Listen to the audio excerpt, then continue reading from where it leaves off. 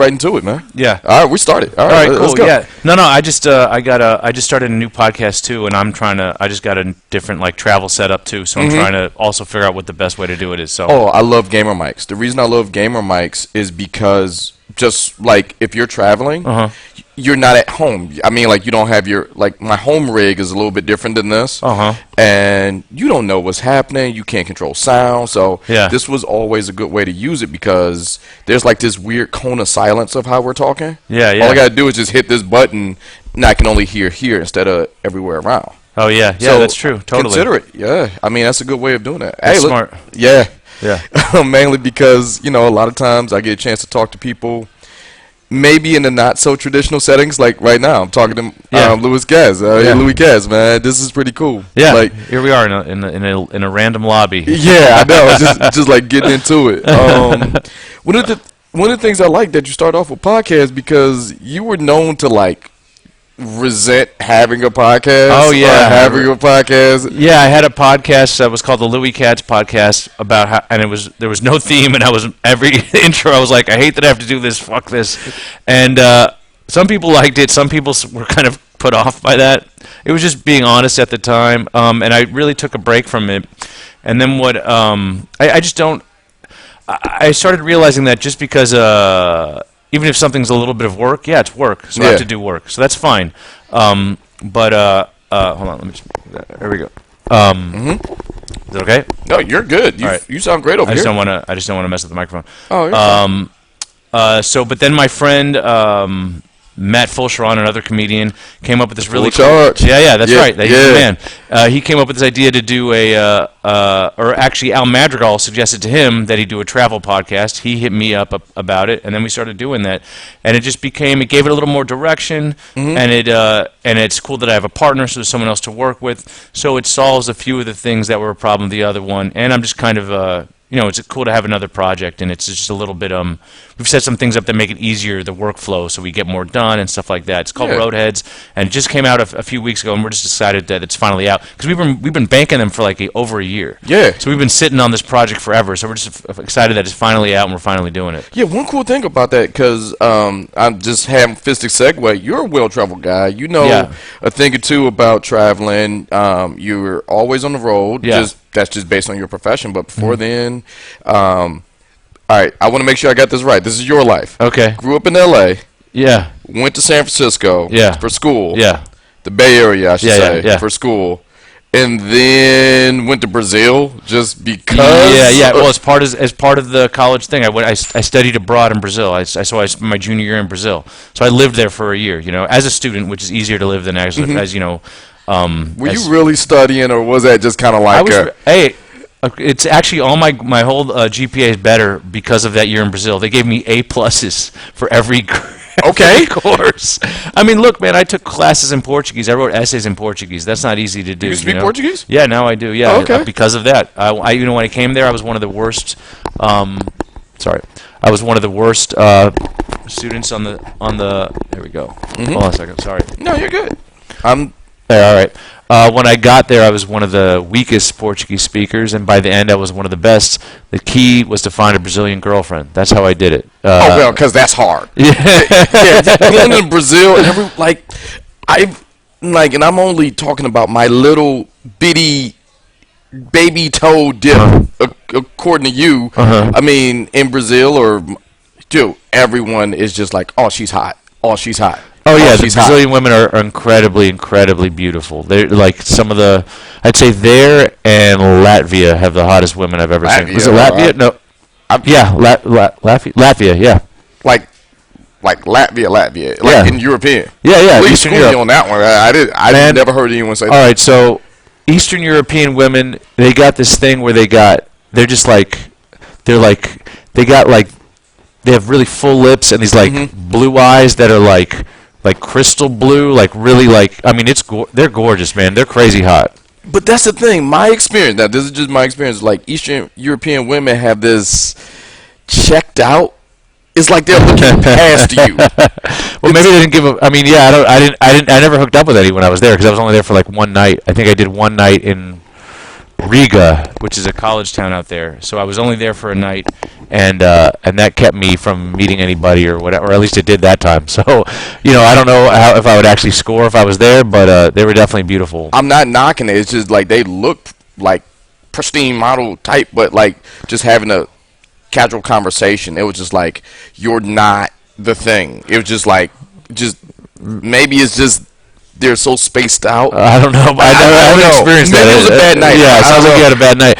But there's definitely a thing where like Latin people are this is a stereotype, but are generally warmer than Europeans. That's just a fact. So yeah, or a fact that is a stereotype. I don't know, but like generalization. How about that? It had to come from somewhere. Yeah. But one of the things right after, now I want to make sure I got the timeline right.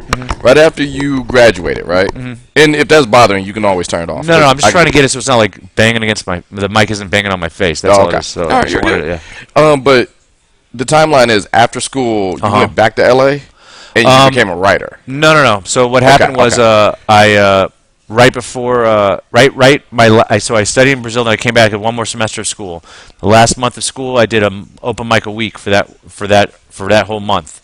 Then I took another trip just to celebrate graduating college. I went to India, I went to Thailand, and then You had to eat, pray, love? No,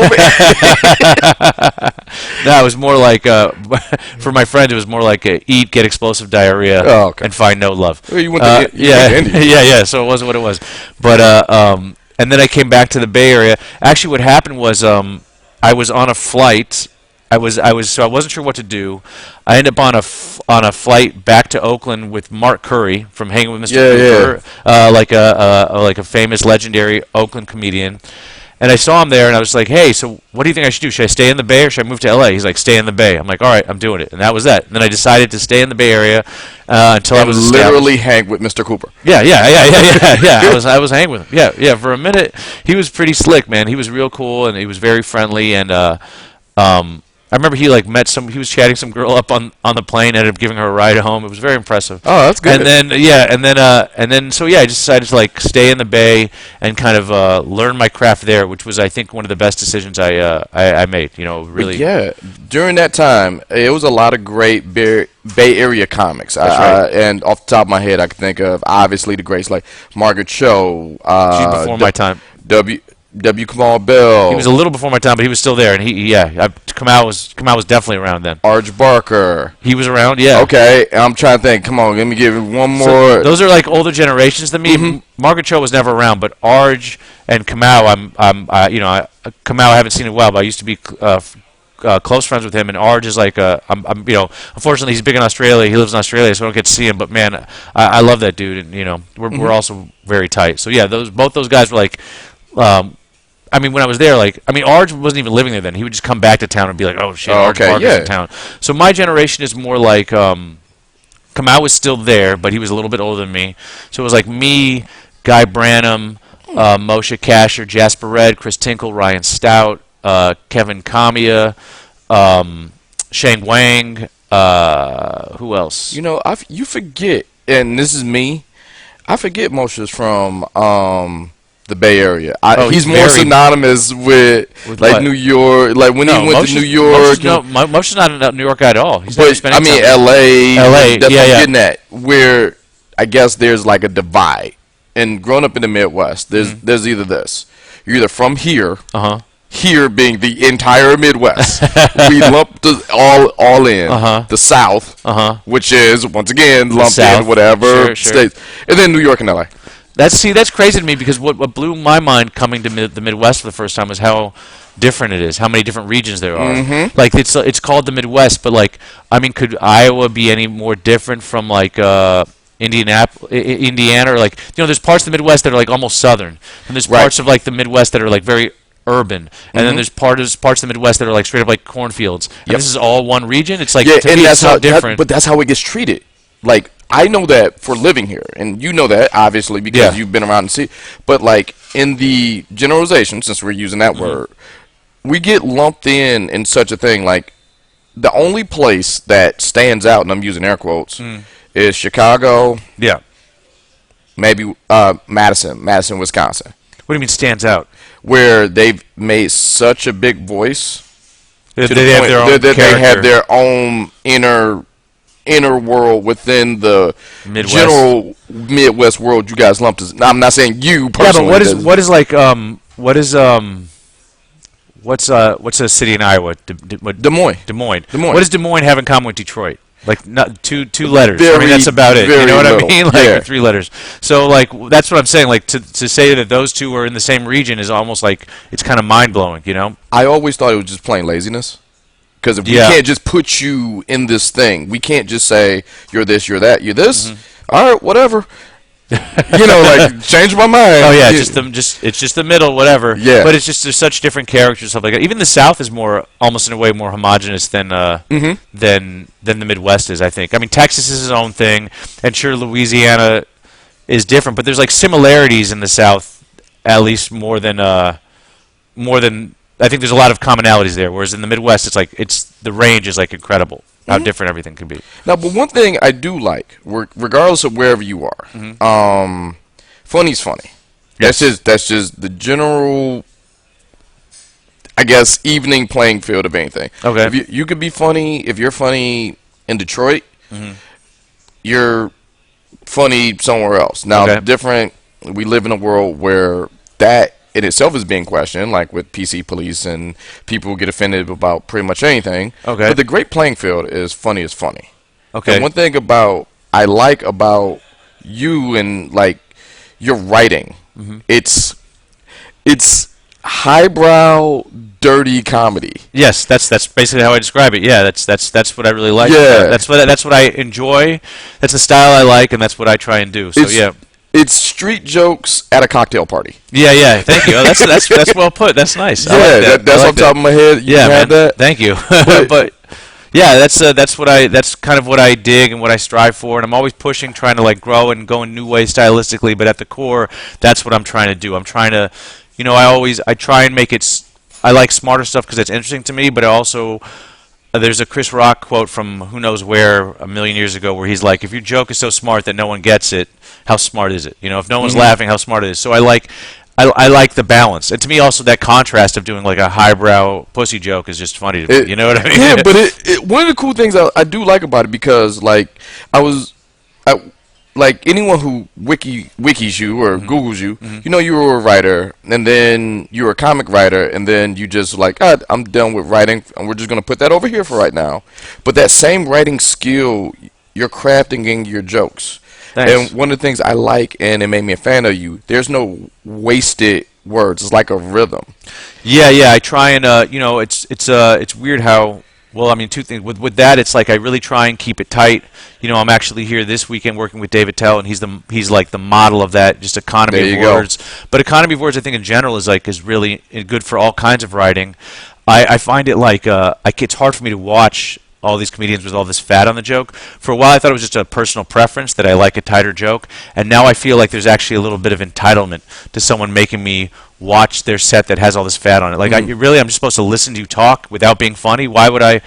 This isn't a speech. I don't care about just you and your life. It's like make me laugh. The whole point is to make me laugh, so make me fucking laugh already. I don't know. But that's where I kind of like touched on it a little bit, and there should be a separate, I guess, category where it's called I forget, and I want to give credit to who came up with this, clapter. Oh yeah, sure. Where you're only doing this for the applause of saying the thing that's positive. But I didn't laugh once. Yeah, and there's many people who do that. Yeah, and I've heard basically another thing about a clapter. When people clap, they decide to clap. People laugh, it's involuntary. Involuntary, exactly. So like I appreciate that. Yeah, and I don't try and be like that, but I do like I feel it's easier to say a joke over and over again to me if I'm making a point, even if it's a dumb point, even if it's just my opinion. It is not like if it's opinion about I have one where I'm arguing that I think ass is more important than tits, or one where I think I agree. I don't like cake. Thank you. and so even those they're it's a silly point, but it's still a point. And some of the jokes make more serious points, but like funny over everything is what I would say is my thing. And that's the first thing, and everything else is second. Now that being said, like I'm noticing lately that like because I'm just trying to keep everything so tight. Maybe people are missing the point. I think the jokes are if you pay attention, the jokes are saying something underneath the funny, but maybe people are missing it, and I have to be more explicit with what I'm trying to say because I'm not sure. I don't think there's a problem. I know you're not supposed to blame the audience, but I think there are people who come in there with an agenda, and they want to hear things. And I'm doing this from the crowd. This is my observation as a guy in the crowd. You're a comedian too, right? I am not. Oh, okay. I am the furthest thing. I am whatever this is. This is as far as I've done some open mics. I've done some stuff like that. Okay. I have a tight 5. I just have like a tight 5 in my back in my back pocket at all times. Okay. But I am by no means a comedian, but I respect it. It's sort of like God, this is a juvenile example. It's like Highlander. There can be only one? No, I'm the watchers. Our whole thing is we watch, but we don't interfere. I love that. Dude, I respect that because so many people are comedians these days, and not everyone can be a comedian, and it's really I know. It's crowded the field in a way that's I think detrimental to it in general. I am a podcaster. My whole thing is I like a thing.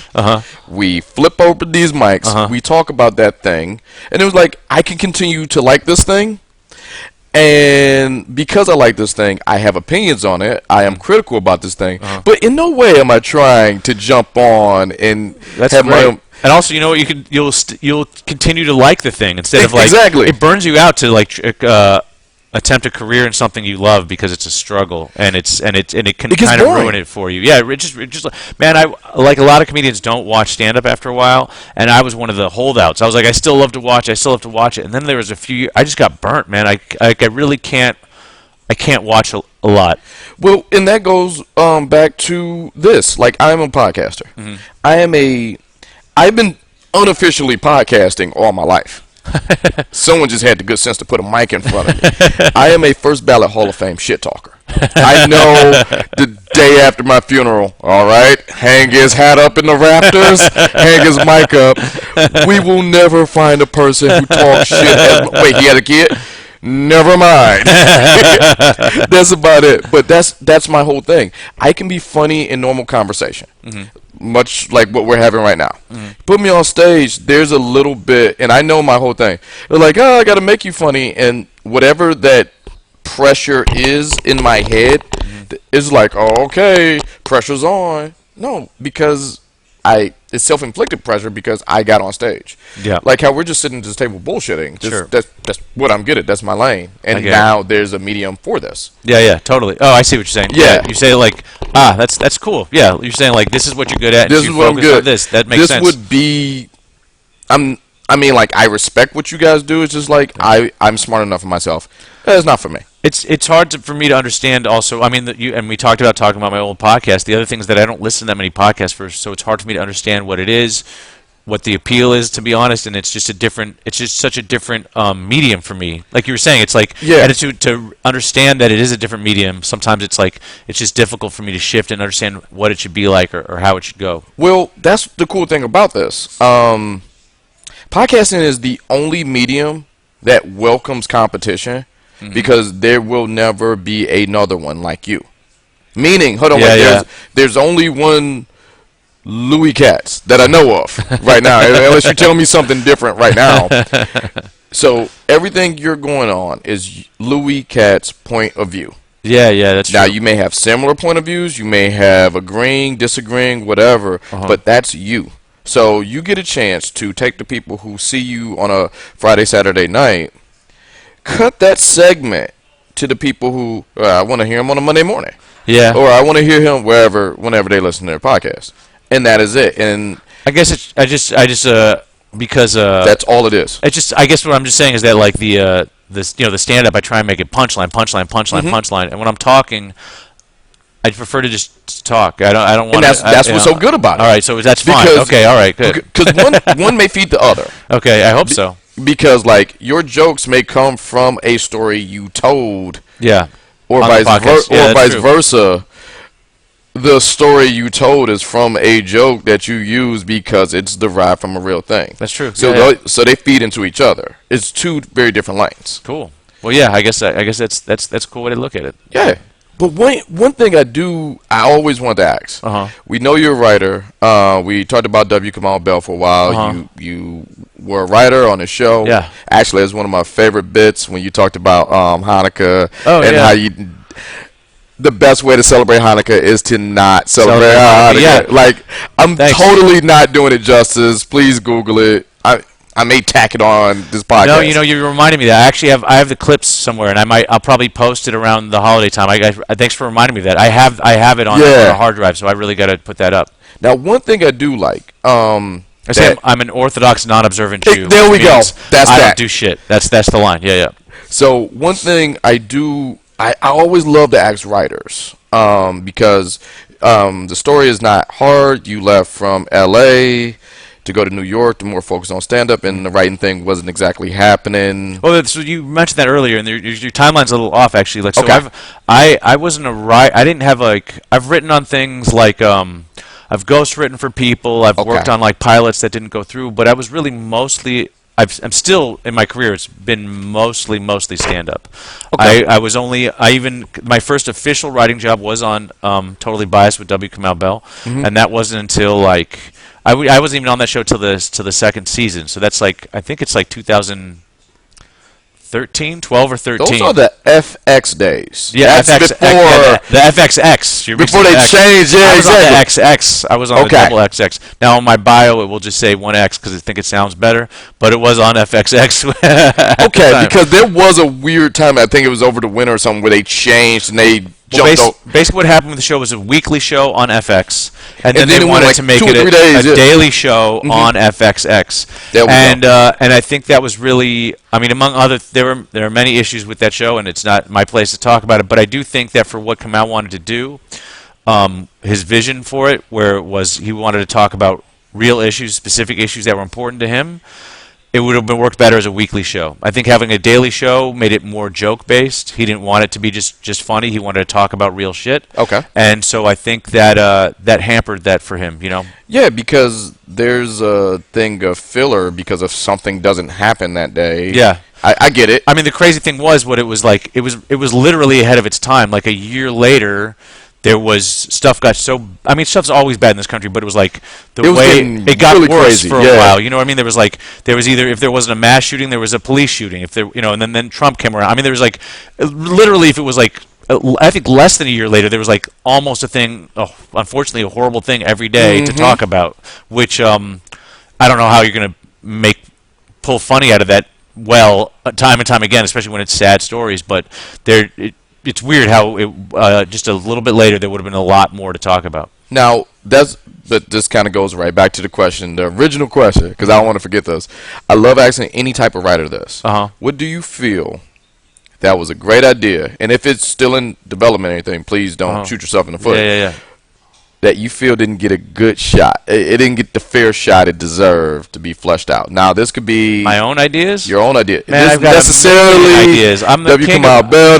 I'm just talking about when I wrote for a show. No, I ain't talking. I'm talking about just everything that something that you don't feel you feel good about disclosing that. I mean, I can't. They're all out there, and they all could be things. Here's something. I'll put this out there that Moshe Kasher, Brent Weinbach, and I all wrote a feature-length screenplay together called Sixth Grade Cop, which was Tell's walking behind us. It's weird to see him. Sorry. We wrote a feature script called Sixth Grade Cop, which was really funny. It was the first, I think, screenplay that I finished, at least. I think actually it's the only one I've finished by now. I've written other like half-hour things, but that one was like really great. And that's done, and it's never went anywhere. It was really funny. It was like about Brent going undercover as a sixth grader. I thought it would have been great. I mean, all the ones that I finished, and there's a few that I finished that are out there that people could read or see. And there was one. What was another one? Me, Alex Cole, and I, another Bay Area comedian who I also started with. Should have dropped his name earlier. We had a web series with Sean Keane and Chris Garcia called Elevator to Space. We were just stuck in this elevator going to space, and it was a really short web series. But I also think that could have been there's no reason why that shouldn't have. We wrote a full half-hour show for that, and that was great. I thought that was really funny. Didn't go anywhere. I mean, there's a million. So there's like things that I actually wrote to like things that I just have ideas for that I never finished. I mean, there's so many. I'm kind of an idea guy. I have like. there's no lack of ideas. I'm just have a lack of funding for those ideas. I'm the same way. Like, there's been so many dumb ideas said on these mics. Like, one of my co-hosts, BK. Like, we put this is almost 10 years ago. This guy shot to hell like so many times, and I'm pretty sure someone's going to make a better version of it. And we're going to just point, it was us. No, it wasn't. We used him, BK, and the Replaceables. Okay. The thing is, like, if you let him talk, he thinks he's the greatest singer. Like, it's just a heightened version of himself. He thinks he's the greatest singer, like, old, washed-up lounge act singer, right? Okay.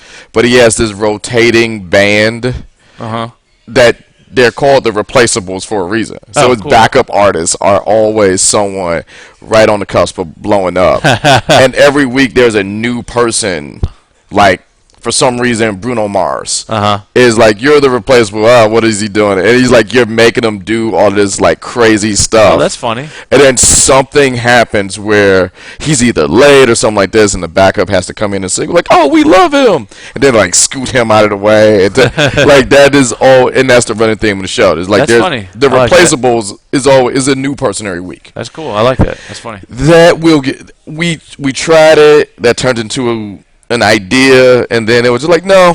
And then now it's just a cool topic that we every so often bring up on this podcast. Is like, yeah, he'd be a great replaceable. Like, and we only get him for that week. That's funny.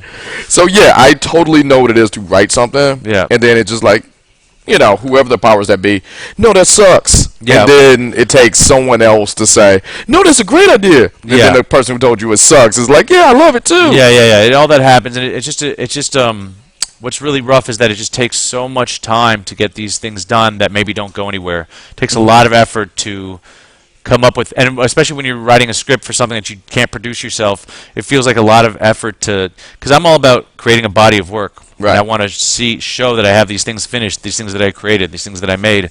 And when you have a script that doesn't get produced, to me it's half finished. It's not really done because you can't see what it would have been. The script is not a finished thing. It's something. Right. You want to see it.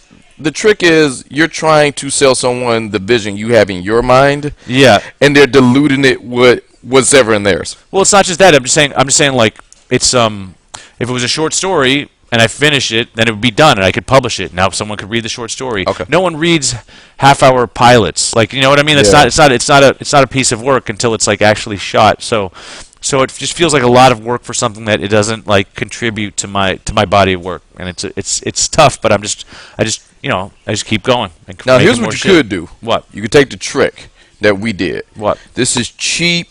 You can learn this from kid in Detroit. Okay. What? It's called cheap. The term we came up for it is ghetto copywriter. Here's what you do. Mail it to yourself or what? Mail it to yourself. Yeah. Take that short story, mail it to yourself. I'm not worried about someone taking it. I'm worried about people seeing it and people having access to it. Like, it's not like no one wants to like. I could if let's say if instead of like writing pilot scripts, I wrote short stories. Like I was saying, I could put those together, publish a book, it'd be on Amazon. I could sell it after a show. No one's trying to read my half-hour pilot script. It's just not a format that's like, it's not done until you shoot it. Do you see what I'm saying? It's half done, in my opinion. But wouldn't you do the short story and then, based on the momentum of the short story? Now, this is just spitballing here. Based on the momentum of the short story, because I'm seeing a lot of this in just TV or whatever, adapt it from the blah, blah, blah. Sure. You can take one thing and make it a million other things. You know, I see that all the time. Mike Birbiglia did his, like, sleepwalking story thing, in, like, 8 different mediums. You know, I'm waiting for the fucking musical. Hey, while you're joking, that could totally happen. I know. He really knows how to squeeze the most out of those stories. And he's great, by the way. But yeah, so all that's definitely possible. I'm just saying, like, something about the pilot. I guess it's maybe I'm talking strictly about a pilot episode of a show. It just doesn't feel done to me. Well, give it time. All right, let it breathe. Okay. Now I know I've eaten up. We're over the time we already said. That's all right. This was fun. This is fun. I got one last question. Sure. I always love to act because we have a fair amount of comics that listen to me for whatever reason. Thanks, guys. What is the best piece of advice that you've gotten throughout your career that you still use today? I mean, there's just like the basics. I did my very first open mic. There's this dude in San Francisco called Tony Sparks, and he used to run all these different open mics. And I went to, it was maybe like my first, or maybe definitely my first few open mics. I just saw him. I did the open mic afterwards, like, so what do I need to do? And he broke down just the basic shit that I still do, which is like, record every set. Always have something with you to write down any idea. You know what I mean? Listen to the sets when you do record them and all that kind of stuff. And like, so that was always just basic advice. I mean, I just say just now it's just like I'm just learning to like, just really being able to be chill with writing out the highs and lows, man. Because there's a lot of highs and a lot of lows. Like this, it's really like. It's so up and down being a comedian business-wise. I'd say everything is like it's like during your stand-up set, a joke hits, a joke. I mean, hopefully they're all hitting, but you know what I mean. Like minute to minute, you're either winning or losing, and it's about not taking that personally and having faith and just knowing that like it's okay when it seems like it's not working, and it's okay when it's working, and like don't just ride those things emotionally. Like try and be cool in both periods of time when it's good and when it's bad, and don't let the ups and downs bring you down. Okay. Yeah. Like just look at like you said earlier, look at the entire body of work and then go from there. Yeah, I hope that makes sense and isn't too vague. No, that makes complete sense because if you focus on that one thing that went bad, you're going to tank. Yeah. I mean, Neil Brennan posted a thing about something about like habits of self-defeating or negative people, and it's a lot of stuff that I did, and it's still a lot of that. It's like you forget about all the good stuff when one bad thing happens, and that becomes like the whole story. And it's really like it's a balance. It's both things. It's like a comfortable delusion. Well, yes, it is. Yeah. Where you kind of gotta always be upbeat because bad things are going to happen because that's just the nature of things. It's not a delusion. It's just accepting it and just being chill about it. It's like it is what it is, and it'll be better or it'll be worse. But either way, it's going to go up and down. The ups, just like ride out those ups and downs, and don't let the lows bring it too low. Okay. Yeah. Well, now. Louis, thank you so much for just giving us a little bit. This was fun. No problem. Yeah, thanks for having me. I didn't nerd out too bad. No, that's cool, man. I had a good time. Man, thank you so much. No problem, man. Thanks for having me. And hey, everyone, subscribe to my podcast. It's the Roadheads podcast with Matt Fulcheron, The Full Charge. Come see me in Detroit on the 21st. And also then I'll be in Indianapolis. If any listeners are there, I'm there at Helium after that. And check out my schedule for all my upcoming shows. Thanks for having me. Oh, you man, more than welcome. And you can come back anytime, and I'll make sure I post all of this on our social media Thanks, so man. Thank people you. can check it out that way. All right.